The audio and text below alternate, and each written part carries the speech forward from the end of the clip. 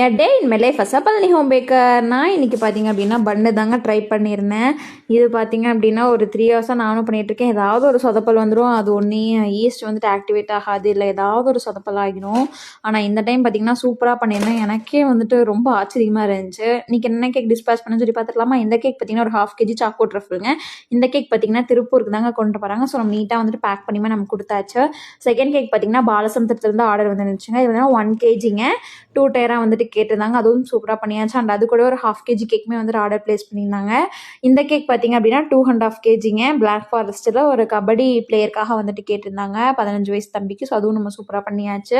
And இன்னொரு cake பார்த்தீங்க அப்படின்னா அவங்க ஹஸ்பண்ட்க்கு பர்த்டேன்னு சொல்லி நம்மக்கிட்ட கேக் ஆர்டர் பண்ணியிருந்தாங்க. நம்மளோட இந்த கேக்ஸ் எல்லாமே பார்த்தீங்கன்னா ரெகுலர் கஸ்டமர்ஸ் தாங்க ஆர்டர் பிளேஸ் பண்ணுறாங்க. இந்த மாதிரி கேக்ஸ்லாம் உங்கள் குட்டீஸ்க்கு வேணும் அப்படின்னா ஆர்டி ஹோம்மேட் கேக்ஸ் பண்ணி அப்படின்னா இன்ஸ்டாகிராம் ஐடியா கான்டாக்ட் பண்ணி உங்களோட ஆர்டர் நீங்கள் பிளேஸ் பண்ணிக்கலாம். அண்ட் இந்த மாதிரி வீடியோஸ் பார்க்கணும் அப்படின்னா நம்மளோட இன்ஸ்டா